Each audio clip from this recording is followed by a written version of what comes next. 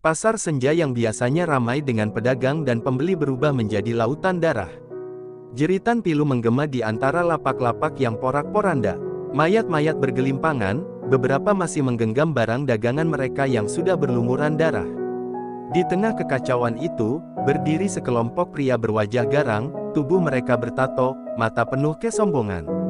Mereka adalah preman pasar, kelompok bengis yang tak segan membunuh demi mempertahankan wilayah kekuasaan mereka. Kali ini, korban mereka adalah para perantau dari suku Dayak, yang datang berdagang dengan damai, tanpa menyangka bahwa keberadaan mereka akan berujung pada pembantaian. Seorang lelaki tua dari suku Dayak, tubuhnya sudah lemah diterjang hantaman berkali-kali, masih berusaha merangkak mencari perlindungan. Namun, salah satu preman menginjak punggungnya hingga tulangnya berderak. "Kami sudah bilang, ini bukan tempat kalian," teriaknya, sebelum menancapkan pisau ke punggung lelaki tua itu. Darah merembes membasahi tanah. Sementara itu, seorang pemuda Dayak yang menyaksikan kejadian itu berlari sekencang mungkin, napasnya memburu. Dia tahu hanya ada satu orang yang bisa menuntut balas atas kekejian ini, Panglima Jilah. Jauh di dalam hutan Kalimantan, di sebuah rumah panggung yang sunyi, Panglima Jilah tengah duduk bersila, matanya terpejam. Ia bukan manusia biasa, ia adalah legenda yang diwariskan dari generasi ke generasi, penjaga keseimbangan antara dunia nyata dan mistis. Saat itu, tiba-tiba, matanya terbuka.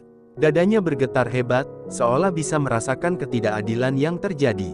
Angin malam berhembus lebih kencang, membisikkan suara-suara arwah yang meminta keadilan. Pemuda Dayak yang berhasil melarikan diri akhirnya tiba di hadapan Panglima Jilah, tubuhnya gemetar, suaranya pecah dalam tangis. "Mereka membantai saudara-saudara kita di pasar senja. Tidak ada yang tersisa. Darah mereka berceceran, Panglima," katanya dengan napas tersengal. Mata Panglima Jilah berubah tajam, urat-urat di pelipisnya menegang. Ia bangkit perlahan, menatap pemuda itu dengan penuh amarah yang tertahan. "Mereka telah melanggar batas," gumamnya. Tanpa banyak kata, Panglima Jilah mengambil mandau pusakanya yang tersimpan rapi. Cahaya bulan memantul di mata pisaunya yang tajam, seakan tahu bahwa malam ini akan ada darah yang menetes di atasnya. Langkahnya ringan namun penuh keyakinan, seolah bumi pun tunduk di bawah telapak kakinya. Para leluhur telah berbicara kepadanya dalam angin, dalam getaran tanah, dalam suara malam. Darah saudara-saudaranya tidak akan tumpah sia-sia. Saat Panglima Jilah mulai memasuki batas kota, hawa di sekelilingnya berubah. Para preman yang masih berpesta pora merayakan kekejian mereka tiba-tiba merasakan sesuatu yang aneh. Angin berhembus dingin, terlalu dingin untuk sebuah malam di pasar senja. Lampu-lampu jalan berkedip seperti ketakutan, dan suara burung hantu terdengar melengking, pertanda bahwa kematian telah menjejakkan kakinya di tempat itu.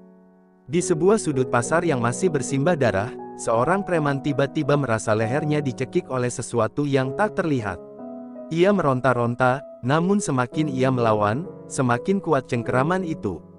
Teman-temannya hanya bisa menatap dengan wajah pucat, ketakutan mulai menggerogoti jiwa mereka. Mereka tak tahu bahwa malam ini, seseorang telah datang untuk menuntut darah dengan darah. Panglima Jilah melangkah ke tengah pasar yang sunyi, tatapan matanya setajam mandau di tangannya. "Kalian telah membangunkan kemarahan para leluhur," katanya dengan suara berat. Para preman menelan ludah, beberapa sudah gemetar ketakutan. Namun, bagi Panglima Jilah, ini baru permulaan. Balas dendam belum dimulai, dan malam ini, pasar senja akan menjadi saksi bagaimana ketidakadilan dibalas dengan nyawa. Hening menyelimuti pasar senja. Angin dingin berhembus lirih, membawa aroma darah yang mengering di jalanan berbatu. Para preman yang semula bersorak bangga atas kekejaman mereka kini berdiri membeku, mata mereka dipenuhi ketakutan saat melihat sosok Panglima Jilah yang berdiri di tengah pasar. Wajahnya setenang batu karang, tetapi sorot matanya menyala seperti bara api. Ia tidak bergerak, tetapi aura kematian telah menyelimuti tempat itu. Seakan alam pun tahu, malam ini bukan malam biasa, ini adalah malam pembalasan. Salah satu preman, seorang pria bertubuh kekar dengan wajah penuh bekas luka, melangkah maju, mencoba menyembunyikan ketakutannya di balik suara kasar. "Siapa kau, berani datang ke tempat kami sendirian?" Ia tertawa mengejek, tetapi suara tawanya terdengar goyah. Panglima Jilah tidak menjawab. Dengan gerakan perlahan, ia mengangkat mandaunya ke udara. Seketika, suara angin bergemuruh di sekeliling mereka, membuat debu dan dedaunan beterbangan. Tiba-tiba, lelaki yang tadi menantangnya merasakan dadanya sesak, seolah ada sesuatu yang meremas jantungnya. Ia jatuh berlutut, wajahnya pucat pasi. Panglima Jila melangkah maju, suaranya terdengar dalam dan bergetar seperti guntur yang tertahan. Kalian telah membantai saudara-saudaraku tanpa alasan. Leluhur tidak akan membiarkan ini berlalu begitu saja. Ia menghunus mandau ke arah langit, dan saat itu juga, terdengar suara aneh dari kejauhan, suara tabuhan gendang perang yang tidak berasal dari manusia. Para preman saling pandang, wajah mereka penuh kengerian. Salah satu dari mereka, seorang pria berambut gondrong, mulai berlari ketakutan. Namun, langkahnya terhenti begitu saja. Matanya membelalak, tubuhnya bergetar. Ada sesuatu di belakang kita, bisiknya dengan suara lirih. Sebuah bayangan hitam perlahan muncul dari gelapnya malam. Sosok-sosok yang tak kasat mata mulai bergerak di antara lapak-lapak pasar yang porak-poranda. Mereka bukan manusia, mereka adalah arwah leluhur suku Dayak yang bangkit dari kematian untuk menuntut balas. Suara bisikan halus terdengar di telinga para preman, menyebut nama mereka satu persatu, seolah kematian telah menandai mereka. Beberapa preman langsung terjatuh, tubuh mereka kejang-kejang, mulut berbusa, mata terbelalak ketakutan. Salah satu preman mencoba menghunus pisau dan menyerang Panglima Jila, tetapi sebelum pisaunya menyentuh tubuh sang panglima, ia merasakan tangannya membeku. Jarinya membiru, dan pisaunya jatuh ke tanah. Ia berteriak panik, melihat tangannya mulai menghitam seperti membusuk. "Ampuni kami," jeritnya. Namun, Panglima Jila tetap tak bergeming. "Ampunan bukan untuk mereka yang telah menumpahkan darah tak bersalah," suaranya bergema di seluruh pasar. Satu persatu, preman-preman itu berteriak histeris. Ada yang lari ke dalam kegelapan, tetapi bayangan-bayangan hitam mengikuti mereka, mencengkeram mereka dalam penderitaan yang tak terlihat. Ada yang jatuh tanpa nyawa, wajah mereka membeku dalam ekspresi ketakutan abadi. Di tengah kekacauan itu, pemimpin mereka, seorang pria besar dengan tatapan penuh kejahatan, masih berdiri, meski tubuhnya gemetar. "Apa maumu?" tanyanya dengan suara serak. Panglima Jila menatapnya tanpa ekspresi. "Aku bukan pencabut nyawa, tetapi hukum alam tidak bisa dihindari." Dengan satu gerakan, ia mengayunkan mandau ke tanah, dan tiba-tiba, suara gemuruh mengguncang pasar. Angin berputar liar, menerbangkan debu dan serpihan kayu. Pemimpin preman itu berteriak ketakutan, sebelum tubuhnya terseret ke dalam bayangan pekat yang muncul dari tanah. Jeritannya menggema, lalu menghilang begitu saja, seolah ia telah ditelan kegelapan. Hening kembali menyelimuti pasar senja. Mayat-mayat preman berserakan di tanah, sebagian menghilang tanpa jejak, terseret oleh arwah leluhur yang menuntut keadilan. Panglima Jila menurunkan mandaunya, menatap langit malam yang kini terasa lebih damai. Leluhur telah mendapatkan apa yang mereka inginkan. Darah telah dibayar dengan darah, gumamnya. Ia berbalik perlahan, melangkah pergi meninggalkan pasar yang kini hanya dihuni oleh kesunyian dan ketakutan yang tak akan pernah dilupakan. Pasar senja kini sunyi, hanya menyisakan bau anyir darah dan sisa-sisa jeritan yang menggema di udara. Mayat-mayat preman yang malang tak semuanya terlihat, beberapa menghilang begitu saja, seolah lenyap ditelan kegelapan. Sementara itu, Panglima Jila berdiri tegak di tengah-tengah kehancuran, matanya menatap lurus ke depan tanpa emosi. Ia bisa merasakan roh-roh leluhur yang masih berputar di sekelilingnya, mengawasi, memastikan keadilan telah ditegakkan. Namun, ada sesuatu yang tidak beres. Ia merasakan kehadiran lain, sesuatu yang lebih kelam, lebih tua, dan jauh lebih berbahaya. Dari sudut pasar yang remang-remang, suara langkah kaki terdengar, berat dan penuh beban. Seorang pria muncul dari balik bayangan, tubuhnya besar, wajahnya penuh bekas luka bakar, dan matanya berwarna merah darah. Ia bukan preman biasa, ia adalah Sangkala, dalang dari semua kekejian yang terjadi. "Jadi ini dia, Panglima Jila yang melegenda," katanya dengan suara berat, suaranya menggema seperti gaung dari jurang terdalam. "Aku sudah lama ingin bertemu denganmu." Panglima Jila tidak bergerak, hanya menatap pria itu dengan tajam. "Kau adalah sumber dari semua kebusukan ini," suaranya tenang, tetapi di baliknya tersirat ancaman yang mematikan. Sangkala menyeringai, lalu tertawa pelan. Kau membunuh anak buahku, tapi itu tak berarti apa-apa. Kau pikir aku hanya manusia biasa? Dengan satu gerakan cepat, ia mengangkat tangannya, dan seketika udara di sekeliling mereka berubah. Pasar yang sudah sunyi mendadak terasa lebih mencekam. Suara-suara aneh mulai terdengar, seperti bisikan dari dunia lain. Panglima Jila merasakan tanah di bawah kakinya bergetar. Ia menatap ke sekeliling, melihat bayangan-bayangan hitam yang sebelumnya membawa roh-roh leluhur kini bergerak liar, seakan tak terkendali. Ia menyadari sesuatu, Sangkala bukan hanya seorang manusia keji, ia telah mengikat dirinya dengan kekuatan yang lebih gelap, lebih purba. Kau bermain dengan ilmu hitam, kata Panglima Jila dengan nada lebih dalam. Itu bukan kekuatanmu sendiri. Sangkala tertawa lebih keras, matanya bersinar merah seperti bara api. Kau benar, aku telah menyerahkan jiwaku kepada sesuatu yang jauh lebih kuat dari roh-roh leluhurmu, katanya. Dan sekarang, kau akan merasakannya sendiri. Ia menghentakkan kakinya ke tanah, dan seketika, bayangan-bayangan itu berubah menjadi sosok-sosok mengerikan, makhluk hitam dengan mata kosong dan tubuh yang seakan terkoyak oleh dunia. Mereka bukan roh, mereka adalah kutukan. Panglima Jila tetap tenang, tetapi tubuhnya mulai bersiap. Ia menghunus mandaunya, yang kini berkilauan oleh cahaya redup bulan. Kau telah melewati batas yang seharusnya tidak dilanggar, Sangkala, katanya dengan suara dalam. Leluhur tidak akan diam saja. Ia menggenggam mandaunya erat, lalu mulai merapal doa kuno, menghubungkan dirinya dengan kekuatan nenek moyang. Udara di sekelilingnya berubah, seolah-olah alam pun bersiap untuk berpihak kepadanya. Pertempuran tak terhindarkan. Makhluk-makhluk hitam itu melompat ke arah Panglima Jila dengan jeritan mengerikan, tetapi sebelum mereka bisa menyentuhnya, mandau pusaka itu menebas udara, menciptakan gelombang cahaya yang membakar mereka dalam sekejap. Sangkala terkejut, tetapi ia tidak mundur. Dengan geraman keras, ia mengangkat tangannya lagi, kali ini mengeluarkan kabut hitam yang menyelimuti seluruh pasar. Panglima Jila merasakan tubuhnya mulai diselimuti dingin, tetapi ia tidak gentar.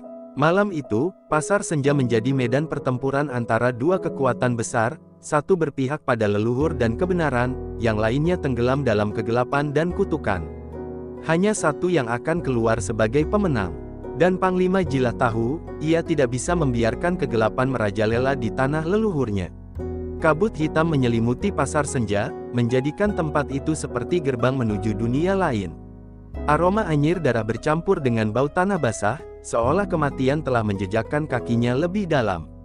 Panglima Jila berdiri tegap di tengah kegelapan, mata tajamnya menelusuri setiap gerakan di sekitarnya. Ia tahu, ini bukan sekadar pertempuran fisik. Ini adalah perang antara cahaya leluhur dan kegelapan yang telah merasuki Sangkala. Dari balik kabut, jeritan mengerikan terdengar. Makhluk-makhluk hitam yang dipanggil Sangkala mulai bergerak liar, tubuh mereka melayang di udara, mata kosong mereka menatap Panglima Jila dengan haus. Salah satu dari mereka menerjang dengan kecepatan luar biasa, cakarnya yang panjang mengarah ke dada sang Panglima. Namun, sebelum bisa menyentuhnya, mandau pusaka Panglima Jila berkelebat cepat, menebas tubuh makhluk itu. Dalam sekejap, jeritan melengking terdengar, dan makhluk itu menghilang dalam percikan cahaya. Sangkala menyaksikan semua itu dengan senyum sinis. Kau kuat, Panglima, katanya sambil melangkah maju, setiap jejak kakinya membuat tanah di bawahnya menghitam. Tapi kau tak akan menang. Ini bukan hanya tentang kekuatan, ini tentang siapa yang bersedia menyerahkan segalanya. Ia merentangkan tangannya, dan dari tubuhnya, asap hitam keluar, membentuk sosok-sosok menyeramkan yang lebih besar dan lebih kuat dari sebelumnya. Makhluk-makhluk itu tidak hanya mengerikan, tetapi juga membawa kutukan yang bisa menghancurkan jiwa.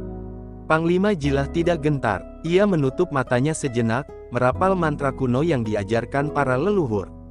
Dalam sekejap, udara di sekelilingnya berubah. Dari tanah, cahaya kehijauan mulai muncul, membentuk lingkaran perlindungan di sekitarnya.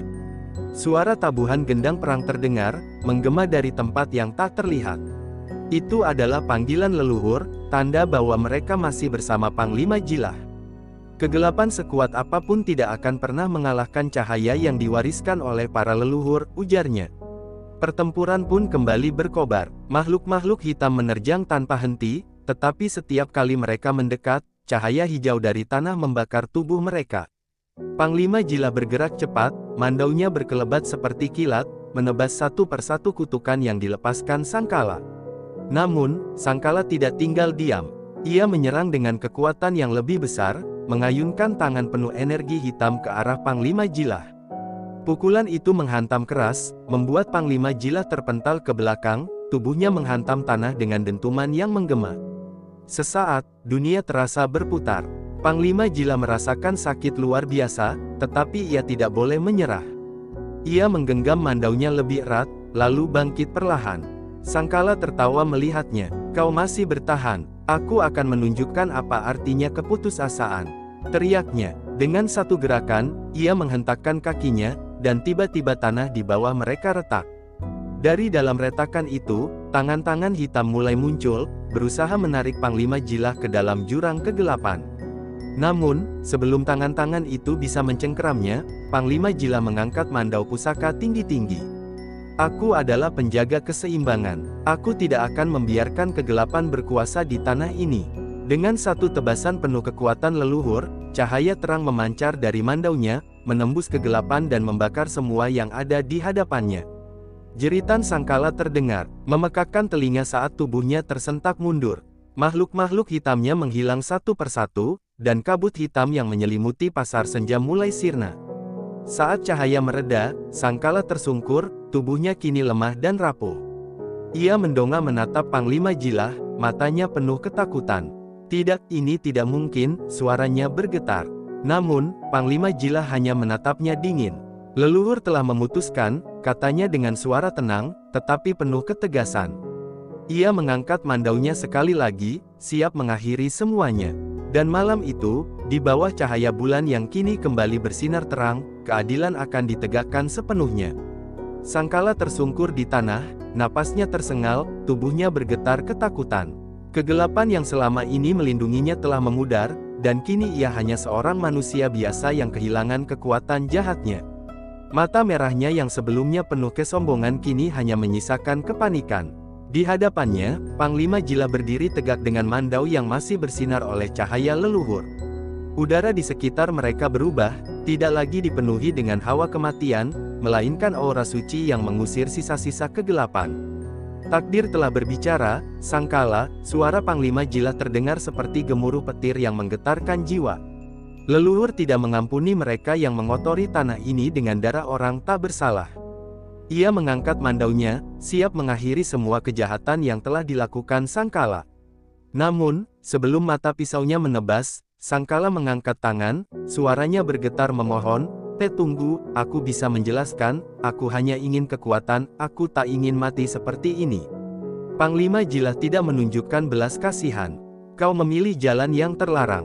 Kau menyerahkan jiwamu pada kegelapan dan membantai mereka yang tak berdaya. Tidak ada penjelasan yang bisa menghapus dosa-dosamu." Cahaya bulan yang kini bersinar terang semakin memperjelas wajah Sangkala yang penuh ketakutan. Namun, di tengah rasa takutnya, ada sesuatu yang berubah di matanya, bukan sekadar keputusasaan, tapi kegilaan. Tiba-tiba, Sangkala tertawa pelan. Tawanya makin lama makin keras, bergema di pasar yang sunyi. "Kau pikir aku bisa dihancurkan hanya dengan ini?" Suaranya bergetar antara rasa sakit dan kegilaan. "Aku telah mengikatkan diriku dengan kegelapan. Meski tubuhku mati, aku akan tetap hidup, aku akan kembali, dan saat itu tiba, kau tidak akan bisa menghentikanku." Seketika, tubuhnya bergetar hebat, dan dari dalam tubuhnya, asap hitam terakhir mulai keluar, membentuk bayangan besar di belakangnya. Panglima Jila segera menyadari bahwa Sangkala mencoba mengorbankan dirinya untuk menjadi sesuatu yang lebih mengerikan. Tanpa ragu, ia segera merapal mantra kuno, lalu menghunuskan mandaunya ke dada Sangkala. Teriakan melengking terdengar, bukan hanya dari mulut Sangkala, tetapi juga dari bayangan yang muncul di belakangnya. Cahaya putih meledak dari tubuh Panglima Jila, menembus bayangan hitam itu, membuatnya meronta-ronta sebelum akhirnya menghilang bersama jeritan menyayat yang menggema ke seluruh penjuru pasar. Tubuh Sangkala jatuh ke tanah tanpa nyawa. Matanya terbuka lebar, tetapi kosong, jiwanya telah lenyap bersama kutukan yang ia pelihara. Pasar senja kembali hening, hanya suara angin malam yang menyapu sisa-sisa pertempuran yang baru saja berakhir. Panglima Jila menatap tubuh tak bernyawa itu tanpa ekspresi, lalu menghela napas panjang. Ia tahu, meskipun Sangkala telah dikalahkan, kegelapan akan selalu mencari jalan untuk kembali. Ia menancapkan mandaunya ke tanah, membiarkan darah Sangkala meresap ke dalamnya. Darah telah dibayar dengan darah, gumamnya pelan. Dari kejauhan, suara burung hantu terdengar, seakan mengumumkan bahwa malam ini keadilan telah ditegakkan. Panglima Jilah memejamkan matanya sejenak, mendengar suara-suara leluhur yang kini mereda, kembali ke dunia mereka dengan tenang. Ia tahu tugasnya belum selesai, tapi untuk malam ini, tanah leluhur telah dibersihkan dari noda kegelapan. Dengan langkah mantap, Panglima Jilah berjalan meninggalkan pasar senja. Bulan bersinar lebih terang di atasnya, seolah memberi penghormatan terakhir kepada para arwah yang telah pergi. Tidak ada sorak kemenangan, tidak ada perayaan, hanya keheningan yang membuktikan bahwa keadilan sejati tidak perlu dipamerkan. Hanya mereka yang mengerti hukum alam yang tahu bahwa setiap dosa akan selalu ditulis dalam darah, dan setiap darah yang tertumpah akan selalu menemukan jalannya untuk ditebus. Malam di pasar senja telah berlalu, menyisakan jejak kehancuran dan kematian. Angin berembus lirih, membawa aroma darah yang mulai mengering, bercampur dengan bau tanah yang baru saja disucikan oleh cahaya leluhur. Panglima Jilah berdiri di ambang batas pasar, memandangi tempat yang kini sunyi. Tidak ada lagi jeritan, tidak ada lagi bisikan makhluk kegelapan. Semuanya telah berakhir. Namun, dalam hatinya, ia tahu bahwa perang seperti ini tidak pernah benar-benar selesai. Kegelapan selalu mencari celah, selalu menunggu saat yang tepat untuk kembali. Ia mencabut mandaunya dari tanah, menatap mata pisaunya yang masih memancarkan sinar redup dari energi leluhur. Darah Sangkala yang sempat menodai bilahnya telah menghilang, seolah ditelan oleh hukum alam itu sendiri. Kematian musuhnya bukanlah akhir dari segalanya, itu hanya bagian dari siklus panjang yang akan terus berulang. Ia telah menuntaskan tugasnya, tetapi ia juga menyadari bahwa ada sesuatu yang mengusik batinnya. Kata-kata terakhir Sangkala menggema di benaknya. Aku akan kembali. Langkahnya terasa berat saat meninggalkan pasar senja. Setiap sudut tempat itu masih menyimpan kisah kelam, dan ia tahu bahwa banyak arwah yang masih berkeliaran di dunia ini, mencari keadilan mereka sendiri. Namun, ia tidak bisa tinggal lebih lama. Masih banyak yang harus ia lakukan, masih ada tanah yang harus ia lindungi. Ia harus kembali ke hutan, kembali ke asalnya, tempat di mana para leluhur selalu menuntunnya. Perjalanan pulang terasa sunyi. Hutan menyambutnya dengan bisikan dedaunan dan suara hewan malam yang kembali hidup setelah kegelapan Sangkala sirna. Namun, ada sesuatu yang membuatnya berhenti. Samar-samar, ia merasakan kehadiran yang familiar, bukan ancaman, melainkan peringatan. Ia menutup matanya, mencoba merasakan lebih dalam. Dan di sanalah ia melihatnya. Bayangan hitam samar yang berdiri di kejauhan, diam, menatapnya tanpa mata. Panglima Jilah tidak terkejut. Ia tahu bahwa ini bukanlah Sangkala, bukan pula makhluk kegelapan yang selama ini ia hadapi. Ini adalah sisa dari sesuatu yang lebih besar, sesuatu yang telah menunggu di balik tabir dunia manusia. Kau tidak bisa dihancurkan begitu saja, gumamnya. Bayangan itu tidak bergerak, tetapi udara di sekitarnya terasa lebih berat, seolah mengisyaratkan bahwa pertarungan belum benar-benar usai. Namun, Panglima Jilah tidak gentar. Ia menatap bayangan itu dengan tenang, lalu berbalik dan melanjutkan langkahnya. Jika kegelapan memang akan kembali, maka ia pun akan selalu ada untuk menghadangnya. Leluhur telah mempercayakan tanah ini padanya, dan selama ia masih berdiri, tidak akan ada lagi yang bisa mencemari warisan mereka. Langit mulai memerah di ufuk timur, menandakan bahwa malam telah berakhir. Dengan langkah tegap, Panglima Jilah memasuki hutan, membiarkan kegelapan tertinggal di belakangnya. Ia tahu, mungkin suatu hari nanti, bayangan itu akan datang kembali. Tetapi ketika saat itu tiba, ia akan siap. Sebab dalam darahnya mengalir kekuatan para leluhur, dan selama ia masih hidup, cahaya mereka tidak akan pernah padam. Dan di kejauhan, di balik bayangan pepohonan yang mulai diterangi cahaya fajar, suara gendang perang terdengar sekali lagi, bukan untuk menyatakan perang, tetapi untuk mengenang seorang penjaga yang telah menuntaskan tugasnya, setidaknya untuk saat ini.